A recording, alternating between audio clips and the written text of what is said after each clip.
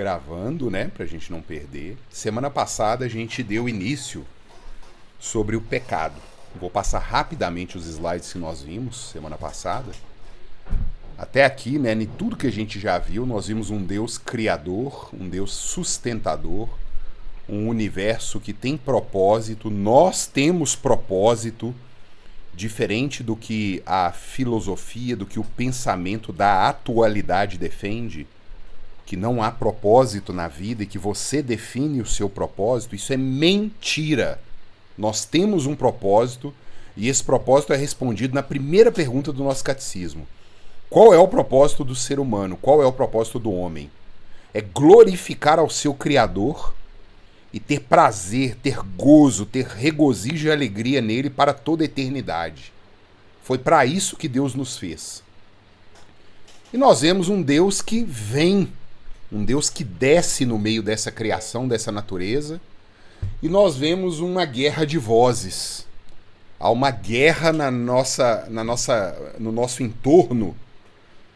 A palavra de Deus, que é segura, que é eficaz, que é verdadeira, e as outras vozes tentando desmentir a palavra de Deus. É o que nós vemos hoje.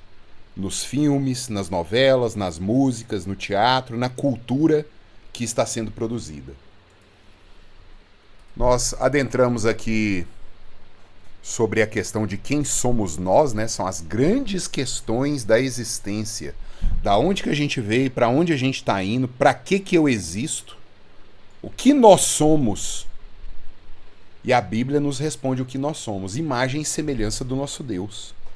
A gente só não é Deus. Ponto. Mas Deus nos criou um pouco menor do que Ele mesmo, para dominar sobre todas as coisas. Uma honra que não foi dada nem aos anjos. Então, enquanto a academia, enquanto a filosofia moderna, enquanto os pensamentos de hoje diz que a gente veio do macaco, que a gente é um bicho, que não há propósito, Deus nos diz, não. Nós fomos feitos, somos criação de Deus e temos um propósito nessa terra. E quando a nossa mente abraça isso como verdade, a vida fica muito mais fácil. É impressionante. A gente vai ter dor, vai ter sofrimento, vai ter luta, uma luta contra o pecado, que é o assunto, né, da aula de hoje, a continuação da aula passada. Mas a vida fica mais fácil de ser vivida quando a gente dá ouvidos a Deus e faz aquilo que Ele manda. Quando a gente ignora os pensamentos do mundo, o que o mundo defende, esse sistema mal defende, e damos ouvidos a Deus. A gente viu que Deus tem um pacto conosco. Nós tratamos aqui um pacto, aliança. Deus não tem essa aliança, esse pacto com mais nenhuma outra criatura, a não ser os seres humanos. É a palavra da Escritura. O mote da Escritura é aliança, é pacto. De Gênesis até Apocalipse. Semana passada nós demos uma olhada aqui no que é a realidade. Nós vimos que existe, né, leis naturais e leis espirituais. E a gente viu que a gente respeita muito mais as leis naturais.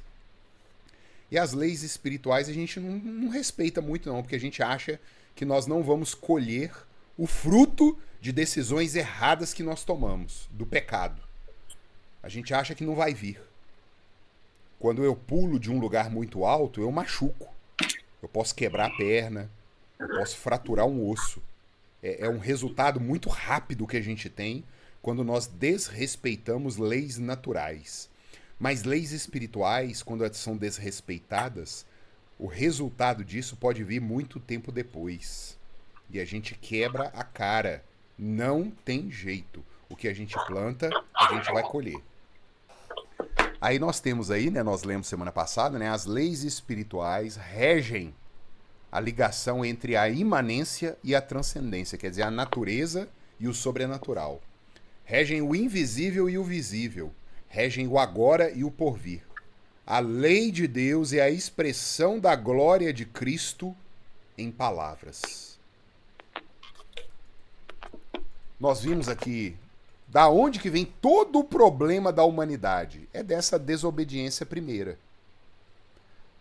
nós vimos semana passada que nós perdemos muito a consciência de solidariedade. A gente acha que a gente é isolado. O outro tá fazendo as coisas dele para lá, não tá me atingindo aqui, não tem problema não. Ele tá roubando lá no serviço dele, não tem problema não tá me atingindo aqui sem problema. Ele tá ele é um homossexual, ele é um homem que tá namorando com um homem, ele tá lá, não me atinge não. Mas a gente vê que a gente vive uma vida que é uma teia, é uma rede, e as nossas decisões e aceitações como humanidade interferem diretamente na vida como humanidade. Nós interferimos uns nas vidas dos outros.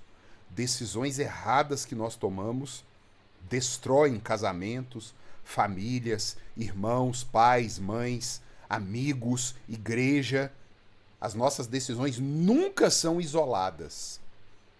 Nós vivemos numa teia de eventos e acontecimentos e Deus determinou aquilo que é certo. E se a gente anda naquilo que é certo, a gente preserva a nossa vida. Aí nós temos aí o texto de Gênesis, né? 3, de 1 a 7, semana passada a gente viu. Eu não vou passar nele de novo. Semana passada também nós vimos esse texto aí de Gênesis 5:3. Para mim é um dos textos mais tristes da Escritura. Nós debatemos nele aqui semana passada. Adão completou 130 anos e gerou um filho à sua semelhança, conforme a sua imagem, e lhe chamou Sete. Quer dizer, já não era mais a imagem e semelhança da pureza de Deus. Havia um problema, havia um ruído. Havia algo que atrapalhou. Tem um problema aí agora. Nós somos imagem e semelhança de Adão. Nós não somos imagem e semelhança de Deus. Imaculada, pura, sem problema, sem torção, sem quebra. Agora há um problema aí. A nossa irmã Rafaela, semana passada, ela até perguntou aqui, né? Então nós perdemos completamente a imagem de Deus? Não temos mais? E foi uma pergunta muito boa, porque eu trouxe aqui no debate, né, que foi uma das questões da divisão entre o luteranismo e a reforma protestante. Lutero defendia que não havia mais imagem e semelhança de Deus em nós. Aí os reformadores, biblicamente, eles defenderam que sim, que há. Que essa fagulha, essa centelha divina ainda continua. Nós não nos tornamos besta-fera porque o Senhor não deixou.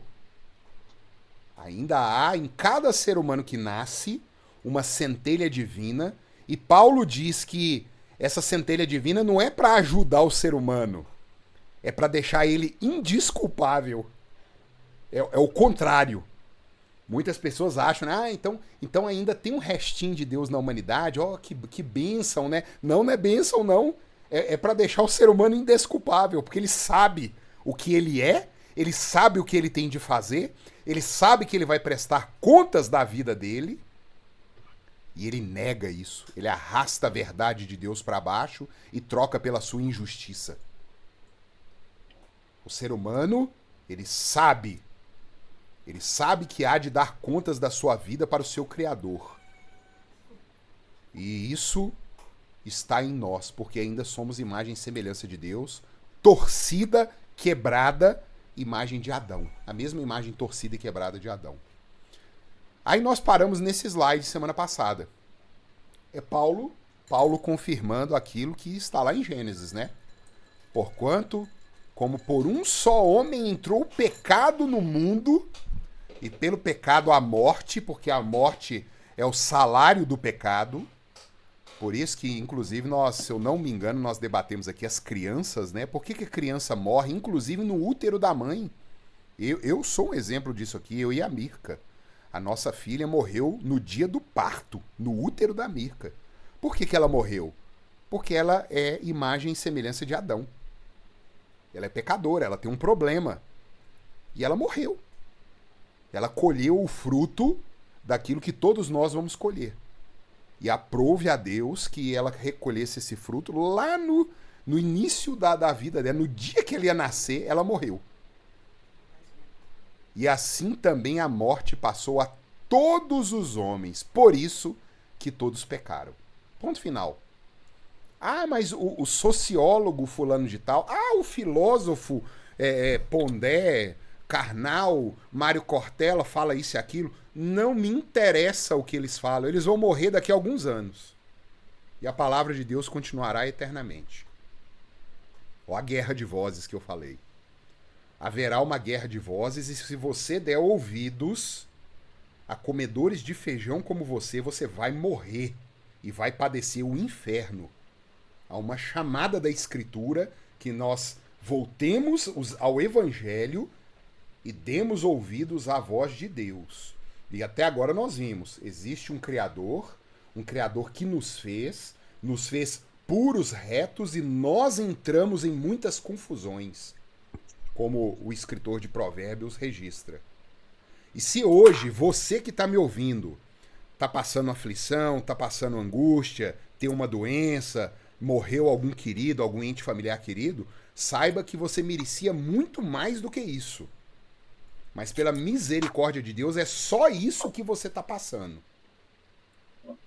Essa é a verdade nua e crua sobre as nossas vidas. E vamos continuar agora nos slides. Esse aqui nós não vimos semana passada, não.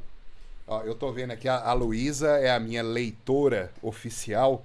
Tá com o microfone no jeito aí, Luísa? Você lê pra nós aí? Tá me Por favor. ouvindo? Tô ouvindo, alto e claro. Por favor, minha irmã. O que é nascido da carne é carne, e o que é nascido do espírito é espírito. Não te admires de eu te dizer, importa-vos serem nascidos do alto. Muito obrigado, minha irmã. Vocês estão vendo, irmãos? Nós estamos pregando em João. Tudo que eu falei aqui agora podia assustar, né? Podia, nossa, esse pastor é muito duro. Ele não vê esperança na humanidade, não. A humanidade é tão boa. A gente até consegue, né? Ajudar o próximo, fazer caridade. Eu vou até na igreja. Eu sei até cantar. Aí Jesus vira e fala assim, ó, isso aí não resolve nada, não. Porque o que é nascido da carne é podre, é carne. É lastimável o que nós somos. E ele fala lá em João 2:24 que ele conhece a nossa natureza.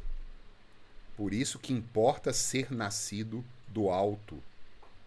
Meus irmãos, meus ouvintes, eu não sei se eu estou sendo claro aqui o suficiente. Eu estou dizendo aqui que começando de mim, não tem esperança para nós. Se não for isso aí que está escrito aí, ó. Do mais novo ao mais velho, do homem e da mulher, do ladrão pro honesto, pro gay pro hétero, pro preto e pro branco. Se o Espírito Santo não agir e entregar o coração novo e tudo de bom e de mal que eu já fiz na minha vida, eu colocar nos pés da cruz para Jesus Cristo pegar, eu estarei condenado. É o que o texto de João 3 continua. Aquele que creu não entra em julgamento, mas o que não crê no unigênito nome do Filho de Deus já está condenado. Essa é a situação de pecado da humanidade. E essa guerra de vozes que a gente vive hoje tenta dissuadir a gente disso. Não, não é bem assim não. É igual Satanás lá no início, o texto de Gênesis 3 que a gente leu, dos versículos de 1 a 7. Como que Deus falou, Eva? Que vocês não podem botar a mão e comer de nada aí do jardim? Aí Eva tentou explicar ainda mais ou menos o negócio lá, e Satanás vira e fala assim, mas não é bem assim não. É o que o mundo hoje prega nas músicas, nos filmes, na cultura, no dia a dia, o seu colega de trabalho na hora do almoço, julgando no seu ouvido ali as filosofias modernas. Não é bem isso aí não, é negócio de nascer de novo não. Pode ir até lá na igreja, vai lá cantar, porque você gosta, né? O pessoal lá é bacana, né? A igreja é tranquila. Mas se não houver essa mudança de coração e, consequentemente, o fruto que isso produz, que é mudança de vida, que são atitudes diferentes, atitudes que cortam na carne. Você, como salmista no Salmo 15, você passa a viver, você sofre o dano, mas você não volta atrás na sua palavra. É isso que o Evangelho produz. É o Evangelho e a santificação, a mudança de vida, porque estamos perdidos. Quem lê para nós aí o que está em tela, por favor?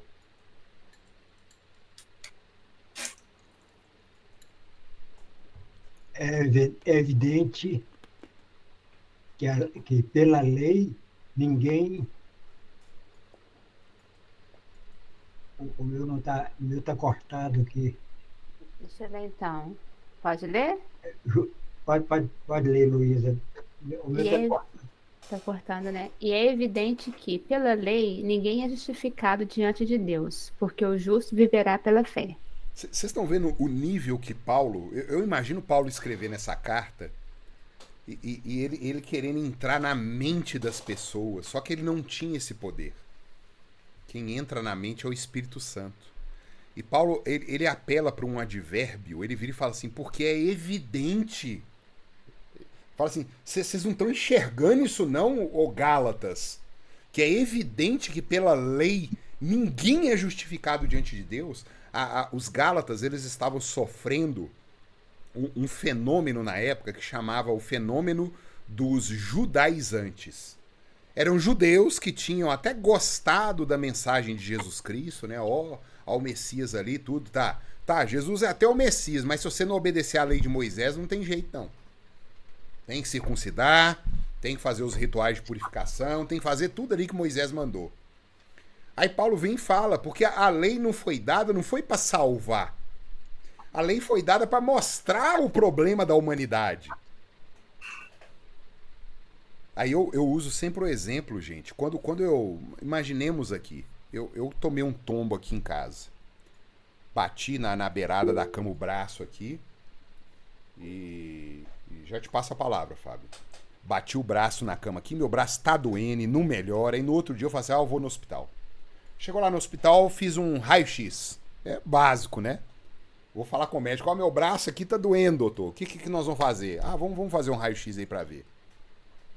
Aí o doutor faz o raio-x lá e vê que quebrou o osso mesmo. Eu não saio do hospital com o raio-x na mão comemorando.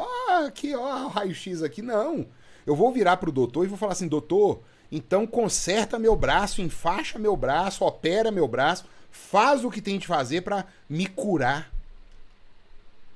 O que isso tem a ver com o que Paulo tá falando aí, que a lei não justifica o homem? A lei é o raio-x da alma.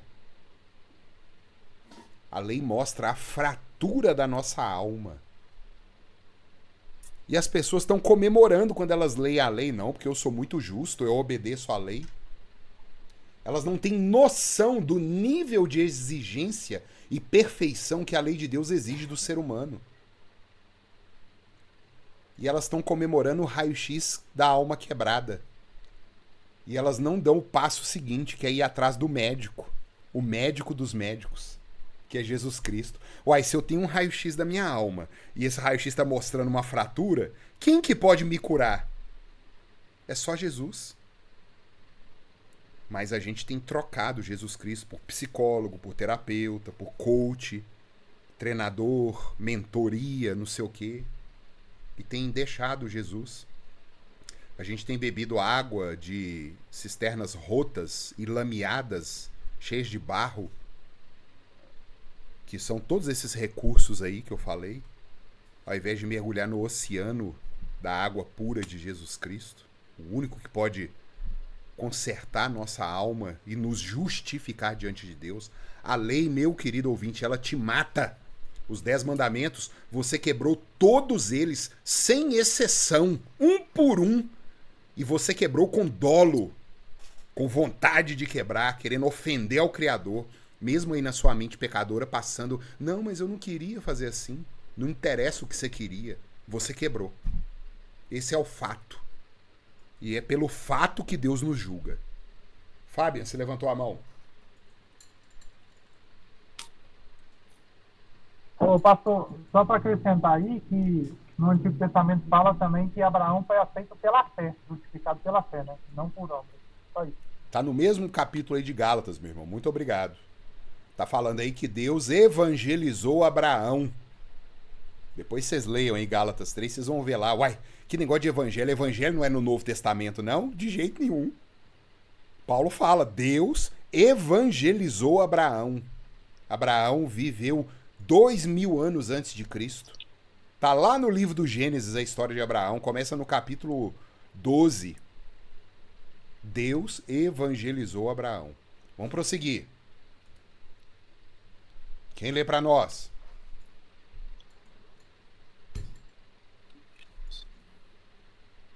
O William quer ler? Abre o microfone. Por favor, meu irmão. Vou lá então. Por favor, Luiz. Ele vos deu vida, estando vós mortos nos vossos delitos e pecados, nos quais andastes outrora, segundo o curso deste mundo, segundo o príncipe da potestade do ar, do espírito que agora atua nos filhos da desobediência, entre os quais também todos nós andamos outrora, segundo as inclinações da nossa carne, fazendo a vontade da carne e dos pensamentos, e éramos por natureza filhos da ira, como também os demais.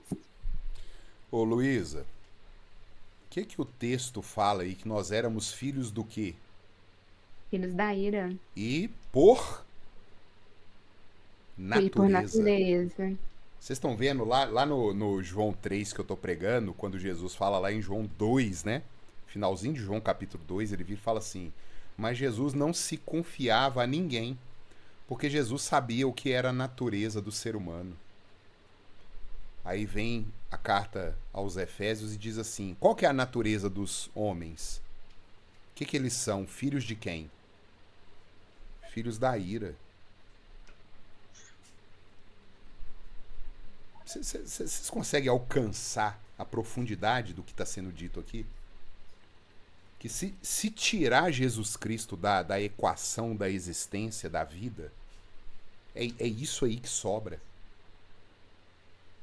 Ah, mas eu tenho um amigo meu que ele é um espírita, ele faz tanta coisa boa, ele ajuda, até mais do que eu, ajuda as pessoas.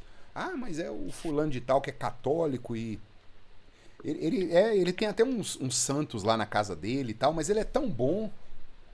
Vocês estão vendo, quando Calvino ele escreveu o seguinte nas Institutas dele, que para a gente conhecer a nós mesmos, nós precisamos, por auxílio da Escritura, subir a nossa mente até os olhos de Deus, daquilo que Deus colocou na Escritura, e lá de cima olhar o que Deus diz sobre nós. Esse mesmo Deus que nos diz aí que somos filhos da ira, seguindo as inclinações da carne, fazendo a vontade da carne e dos pensamentos, de acordo com o príncipe da potestade do ar, o espírito que opera nos filhos da desobediência, e todos caminhando para o inferno. E eu, Ricardo, sendo o principal deles ali, até que o Espírito Santo, é a continuação do capítulo 2, né? Mas Deus, eu falo que é o mais lindo da Escritura é esse.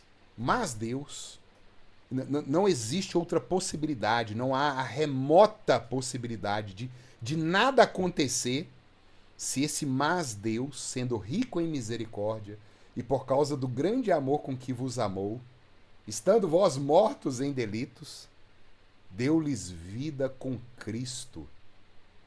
É algo assim, é 880, queridos. Nós vivemos na era do cinza, né? Da coisa meio cinzenta, uma coisa que não é muito definida, uma coisa misturada, uma coisa que... Ah, não, você não pode ser dogmático, você não pode ser catedrático, porque isso é ofensivo, cada um tem sua verdade. Não tem. E eu quero ofender 1 milhão de pessoas aqui, mas não quero ofender o meu Senhor que diz: vocês são meus. E antes de eu pegar vocês eram isso aí, ó.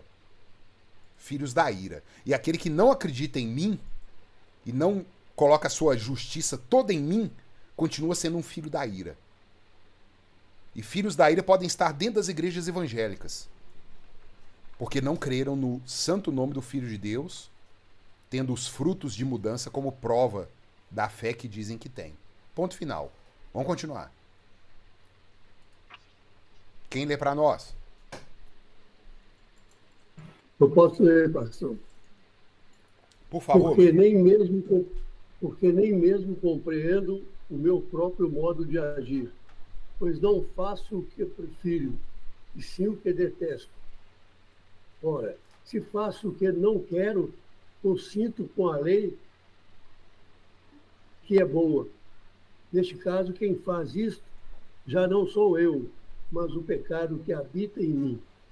Porque eu sei que em mim, isto é, na minha carne, não habita bem nenhum, pois o querer o bem está em mim, não, porém, o efetua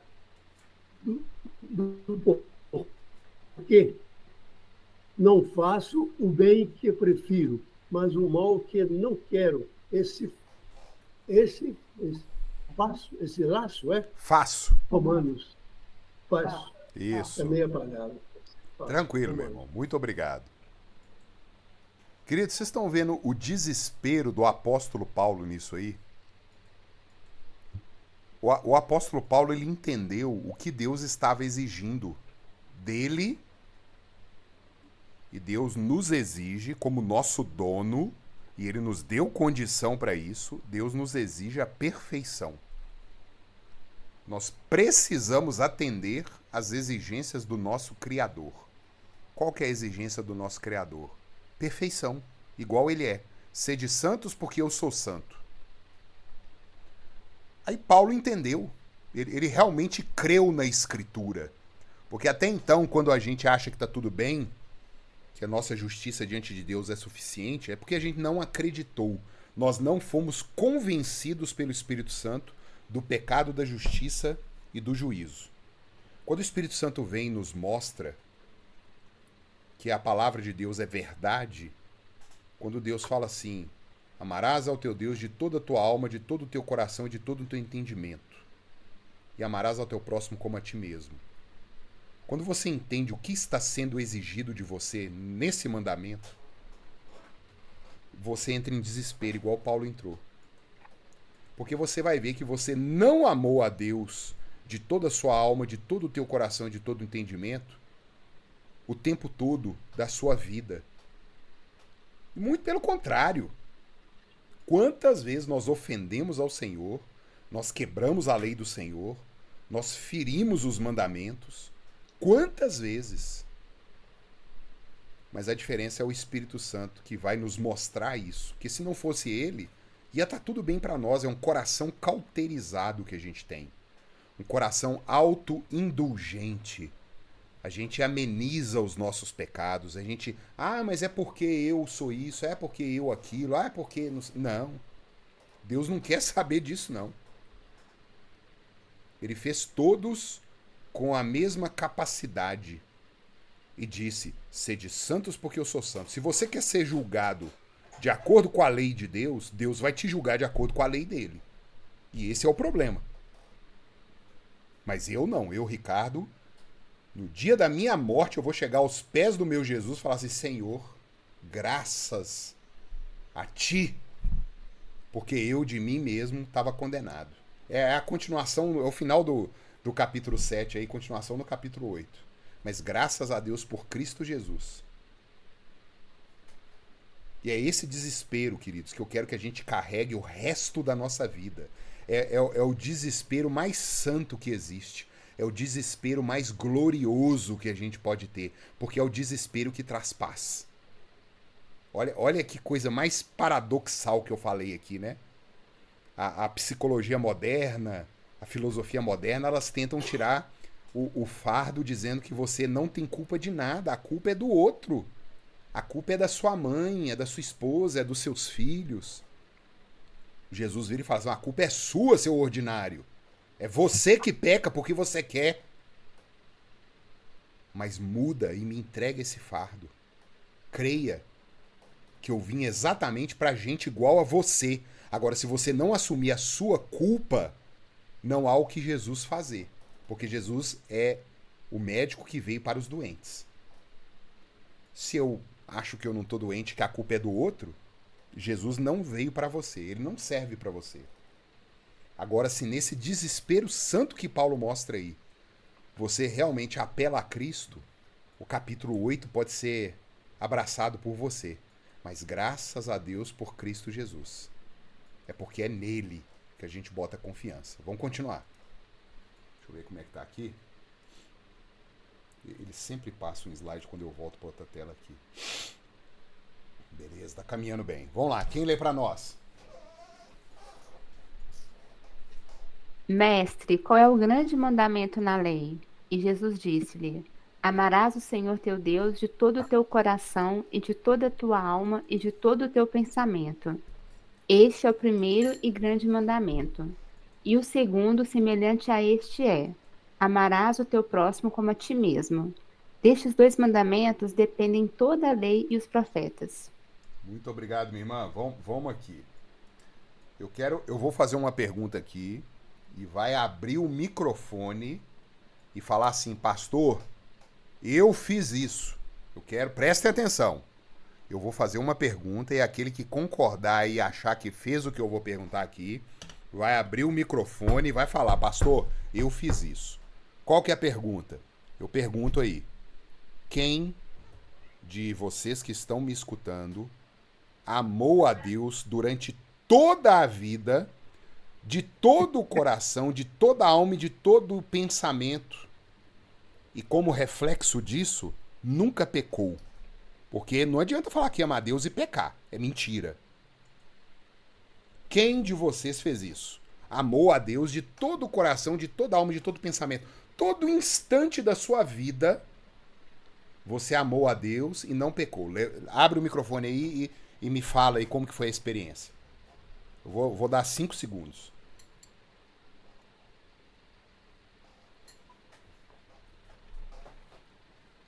Uai, ninguém... Cadê o livre-arbítrio? Não tem um tal de livre-arbítrio aí que o pessoal fala? Aí eu faço o que eu quero, quando eu quero, do jeito que eu quero. Cadê? Por que você não fez isso aí? Então, se você crê no livre-arbítrio, a sua situação é pior ainda. Porque você é safado. Porque se eu tenho livre-arbítrio e eu posso fazer isso e eu não fiz, então eu agi com dolo. Como é que fica? E depois, amar a Deus e amar ao próximo, Jesus fala que isso aí tá onde? Não é no Novo Testamento, não. Nas leis e nos profetas. Ponto final. É no Antigo Testamento. O velho já matou aí, ó. Então não vem com conversa de, porque é o Novo Testamento, o Antigo Testamento é um negócio tão retrógrado, né? É um negócio sanguinário, meio esquisito, um Deus esquisito lá, irado, não sei. Não. Tá Jesus Cristo de Nazaré e o mesmo Deus que escreveu o Antigo Testamento falando, ó. O amar a Deus e ao próximo depende de toda a lei dos profetas. Se você despreza aquilo lá, você não tá cumprindo. Ponto final. Vocês estão vendo como que a coisa vai fechando e vai cercando. E a única saída nossa é arrepender e virar para Deus e falar assim, eu sou uma desgraça. Eu preciso da tua misericórdia. Eu careço da tua operação no meu coração para que eu possa me ajuntar ao Senhor por meio do corpo do Senhor, que é a igreja, e passar a fazer parte da família de Deus. Isso é o pecado, queridos, que não nos deixa. É o título desse slide, né? Não há problema na lei.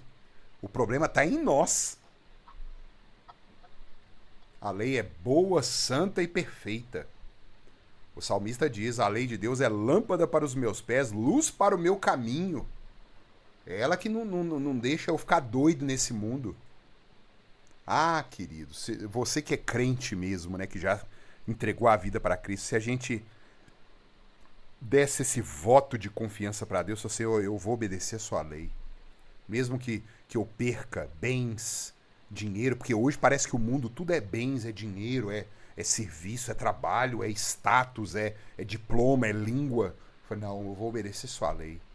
Se as mulheres verdadeiramente cuidassem dos seus filhos, os homens trabalhassem e as esposas criassem as suas crianças para o Senhor, uma família bíblica, tudo a seu tempo, tudo encaixadinho. Homem servindo como sacerdote a sua casa, e aí servindo, sendo o verdadeiro sacerdote, a esposa amando o seu marido, os filhos respeitando aos pais, sendo criados na admoestação do Senhor. Por quê? Porque disso depende. É amar ao Senhor é assim. Depende toda a lei e os profetas. Tudo que foi ensinado. E a gente tem dado as costas para isso. E ouvido aí os filósofos, os sociólogos, os antropólogos, o novo especialista em criação de filhos. Ah, saiu aí um estudo de doutorado de fulano de tal, que eu nem sei quem que fulano de tal que é esse. Eu lembro até um meme da internet que eu brinco aqui com o Gabriel, meu mais novo, de vez em quando, né? Fala, como é seu nome? Quem que é você? Com suas teorias, com seus devaneios, para dizer que a escritura está errada e que você tem a solução dos problemas do homem. Mas é isso que a gente tem entregado no nosso coração. A gente tem confiado mais no ser humano, na força do cavalo e do carro, do que na força do Senhor. Vamos continuar. Hoje eu tô meio bravo, viu, gente? Vocês não estranham, não, mas bravo é comigo mesmo. Porque quando eu prego aqui é pra mim em primeiro lugar. Cadê, gente? Nossa, Deus, tá aqui, ó. Quem lê pra nós? Eu até citei esse texto aí, ó. Por isso, quem crê no Filho tem a vida eterna. O que, todavia, se mantém rebelde contra o Filho... Perdão, sumiu. minha irmã. Pode ir. Eu vim na outra tela que o trem muda, eu não sei porquê. O que, todavia, se mantém rebelde contra o Filho não verá a vida, mas sobre ele permanece a ira de Deus. Meus queridos, o que permanece sobre aquele que ouve o Evangelho, ouve a chamada de Jesus, para que você não confie mais em você mesmo e dê ouvidos à palavra dele? Se você diz assim, isso aí é até bacana, né? Jesus Cristo é um cara até mais ou menos e tal, mas eu vou continuar confiando naquilo que eu acho que a minha mente diz que está certo, que a ciência diz que está certo e tal. O que permanece sobre esses? A ira de Deus. Ponto. Eu não tenho que me desgastar aqui, a Luísa não tem que se desgastar lá para tentar convencer ninguém. É textual. É uma informação que está sendo dada. Aquele que crê no Filho tem a vida. Acabou. O que, todavia, se mantém rebelde... Rebelde aqui, não, eu vou acreditar naquilo que eu acho que é certo mesmo, porque o Paulo Freire mandou eu ter um pensamento crítico, e eu vou seguir Paulo Freire, que eu tenho pensamento crítico, e vou criticar tudo, e vou duvidar de tudo, e eu que sei é tudo. Então tá, vai permanecer sobre a sua vida a ira de Deus, e vai embora. Ponto. Eu quero, meus queridos, por amor do Senhor Jesus, é que a gente tome uma postura. É aquilo que Elias falou com o povo lá no Monte Carmelo: até quando cocheareis entre dois pensamentos? Se Yahvé é Deus, segui Yahvé. Se Baal é Deus, então segue essa desgraça de Baal. Mas não fica com o coração dividido, não. Não fica querendo fazer a síntese. Síntese, ô palavrinha que me dá medo, viu? A gente tem a tese, tem a antítese, tem a síntese. Vamos misturar o cristianismo com essas doutrinas novas que estão aparecendo aí. Filosóficas, sociológicas, antropológicas, psicológicas. Vamos fazer um caldo aqui, aquilo que eu acho que é a pitada certa de cristianismo. Quanto de cristianismo que eu vou colocar nessa nova teoria aqui, ó? Então vamos pegar o cristianismo, eu vou colocar 2 gramas de cristianismo, 3 gramas de sociologia, 5 gramas de psicologia. Agora pronto, agora eu achei a solução do mundo. Tá errado. Isso é pecado, é o assunto de hoje. É o veneno que a serpente lançou em nós e que nós bebemos. E que continua e vai continuar até o dia da volta de Cristo. E que a voz dele está ecoando aqui na minha, chamando todo mundo ao arrependimento e a abandonar Baal. Se Baal é Deus, eu volto a dizer, se a psicologia, a sociologia, a filosofia, os estudos novos que estão aí, as mentorias, os coaches, os treinamentos, as autoajudas, se isso é o que te resolve, vai nisso. Mas não põe Jesus nesse meio, não. Talvez o lugar no inferno seja um pouquinho mais alto, mais longe do fogo. Só de você não ter misturado Deus e Jesus Cristo nisso aí. Agora, se Deus é o Deus da aliança, que criou todas as coisas, nos fez para um propósito, e nós caímos, e diante dele a gente pede perdão, Senhor, eu falhei, eu não sou o ser humano que o Senhor projetou para que eu seja. Tem misericórdia de mim e me muda. Aí pronto. Mas não tenta misturar as duas coisas, não. É a mensagem de hoje. Que talvez seja o maior pecado da atualidade, é esse. É a mistura, é a meia-verdade.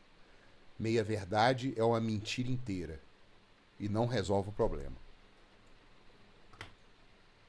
Por isso, quem crê no Filho tem a vida eterna. O que todavia se mantém rebelde contra o Filho não verá a vida eterna, mas sobre ele permanece a ira de Deus. Queridos, finalizando. É o que eu coloco nos últimos slides, né? Coerência e honestidade, mesmo que na dúvida. Eu posso ter mexido aqui com o coração de muita gente. Muita gente que paga aí as consultas no psicólogo, faz aquilo. Hoje eu estava debatendo com uma irmã, não vou abrir aqui quem que é, obviamente, né? Uma jovem irmã. E eu tenho provocado ela, que eu tenho mostrado que psicologia e psiquiatria não são ciência na pureza do termo. E que os próprios psiquiatras e psicólogos do século XIX, século XX, eles confessam que há muita fé, há muito chute ali, né? A gente tem que ser guiado por um palpite. É muito palpite. E eu tenho mandado vídeos para ela e tudo. E é aquilo que eu coloco assim, olha, mesmo na dúvida, vamos ser honestos e coerentes. Se os próprios caras aí que desenvolveram a pseudociência da psiquiatria e psicologia, eles mesmo, porque foram honestos, colocaram em dúvida o caminho que eles estavam traçando, por que você está confiando mais nessa desgraça aí do que na palavra de Deus? Aí ela me julgou até um questionamento que eu achei interessante, né? Que ela falou assim, então, como que faz, né? Porque tem gente realmente que tem problemas, né? Biológicos, falta ali um elemento químico no cérebro que causa transtornos e tal. Eu falei, opa, nós não estamos falando disso não.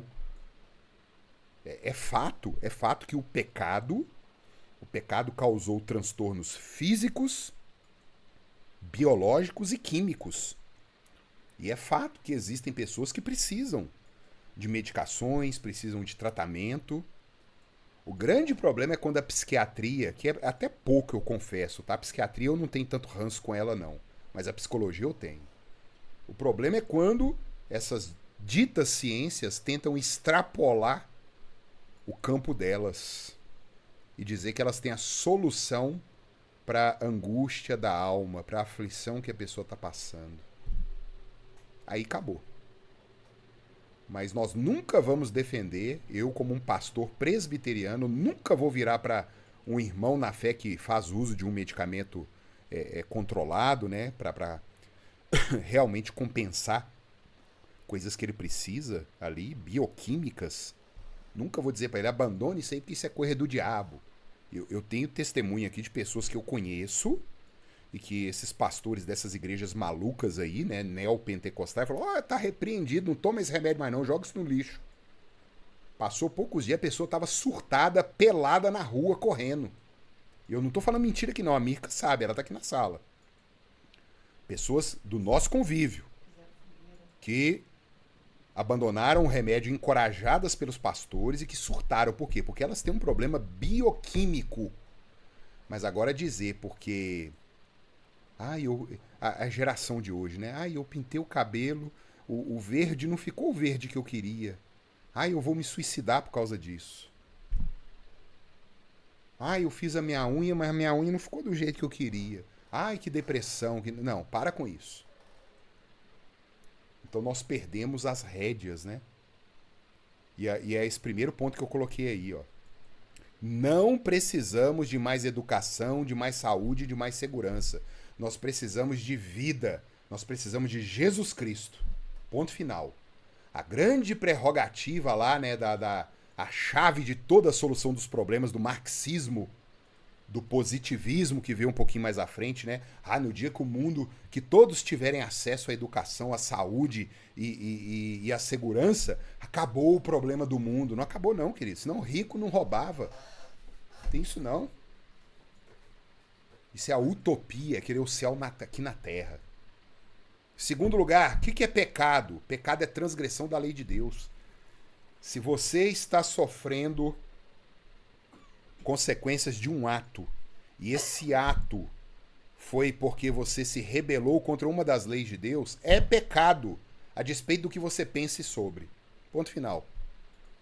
Transgressão gera morte. Por isso, todos morremos. Nós explicamos isso aqui. Por isso que o neném morre no ventre da mãe, porque ele foi gerado em pecado, e em pecado me concebeu minha mãe. E por último, eis o motivo de Deus ter vindo. Nós vimos aqui a Trindade, né? A segunda pessoa da Trindade que se encarnou, se tornou homem. Tá aqui o motivo. Por que Jesus teve que encarnar, viver debaixo da lei, de forma passiva, obedecendo à lei, de forma ativa, perdão, e passivamente morrer morte de cruz? Porque você e eu, transgressores da lei, pessoas sem brio, pessoas sem compromisso com Deus, pessoas que deram as costas para o Senhor, eu e você que está me ouvindo, Jesus teve que resolver esse problema. Eis o motivo de Deus ter vindo. Ser um substituto para a sentença que pesa sobre todos nós. Aquele que crê tem a vida eterna. O que não crê, a ira de Deus permanece sobre ele.